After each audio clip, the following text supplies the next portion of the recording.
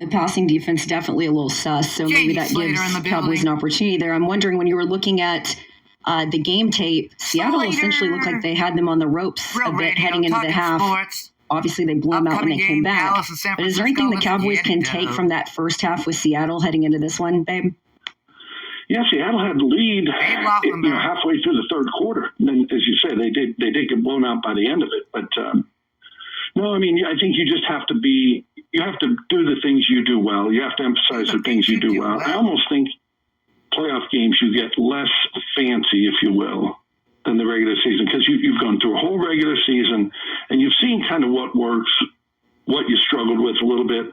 So you get into the playoff games, and to me, the experimentation time is over. You just say, hey, okay, we know we do this really well. Let's just do more of it. Babe, we had a fight break out yesterday, shockingly, on this show.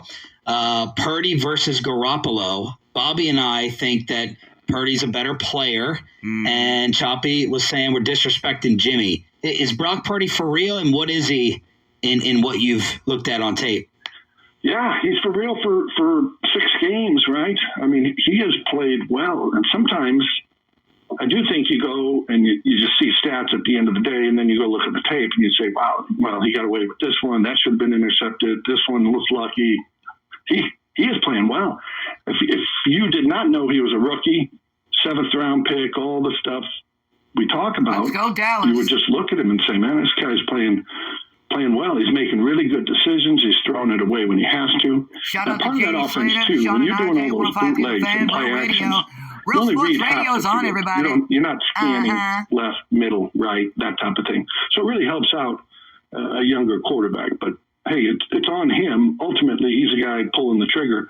And I think he's just done there's no secret here, a fantastic job. And he does kind of remind me a little bit of Dak, not in play style, but you look at what Dak did at Mississippi State, right? Not a traditional power.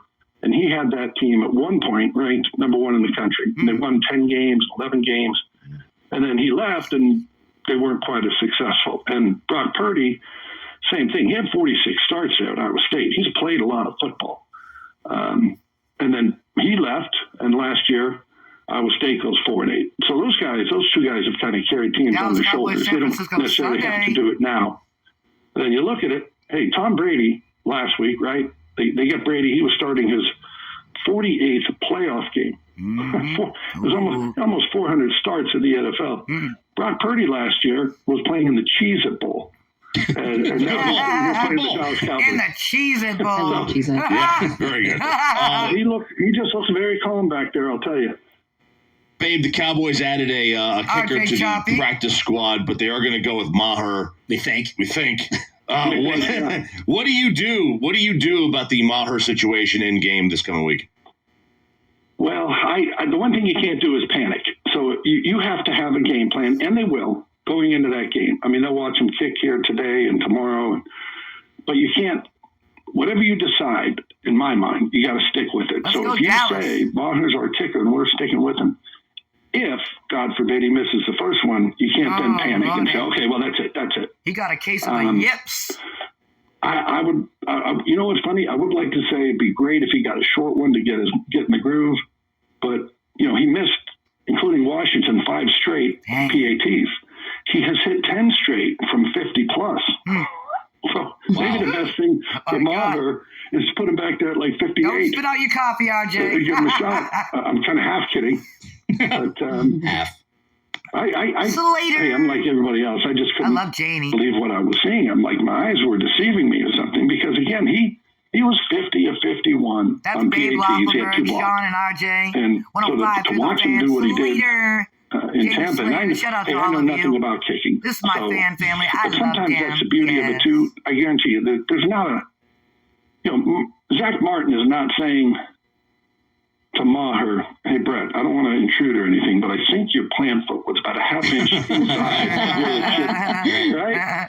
Hey, if you're out golfing, RJ's been there. Oh, no. If you're not golfing, the golfing. And you know, oh, my ball's God. going a little sideways. Come on, Everybody's RJ. got a You don't tip want to for lose you. another Hey, bet you're on a the little quick at dump the top. tank. You're a little quick. You're a little quick today. Yeah, a That's little golfing fast. for A you. little fast. The kicker, you just look at him and then you walk on. Hey, babe, real quick, because we got Cassidy Hubbard from ESPN. I know you had some thoughts on the coaching carousel, the Sean Payton, all the coaching news that's taking place right now. Yeah, well, here's the interesting part to me, Sean, is there's 8 teams left in these playoffs, right? Mm-hmm. 7 of them are offensive coaches. Mm-hmm. 7 of them came from the offensive side of the ball. The only one that's not is Sean McDermott. So all these openings, it's almost like you put a sign on, defensive coordinators need not apply. Right. Everybody's looking for that guy. Hey, Denver, they're looking for somebody to get Russell Wilson back to where he was. And these other teams are looking for that guy to develop their young quarterback. So, of course, Realradio, Sean Sports Payton Talk, obviously Dallas is going to be Cowboys, for every NFL San job. Francisco Sunday. He coached, remember he was share, out and of football subscribe, for everybody. the year, suspended. He coached his son's 6th grade team. Radio. Yep. Do you think he interviewed for that position? I don't think so. Or do you think he just said, hey, I'm Sean Payton, I'm the coach? Oh, no, Right. no. Kevin Wouldn't James. it be great if somebody wanted to, stick their chest out a little bit and say, well, we're going to have to interview you, and I'm going to see what other candidates are out there. And we'll get back to you. Thank you, brother. Fantastic as always. Have a great trip. The great Dave Laufenberg on the Diamond Factory Hotline. Drama, Luka drama at the AAC. Cassidy Hubbard on the sidelines for ESPN was there last night. She joins us next. But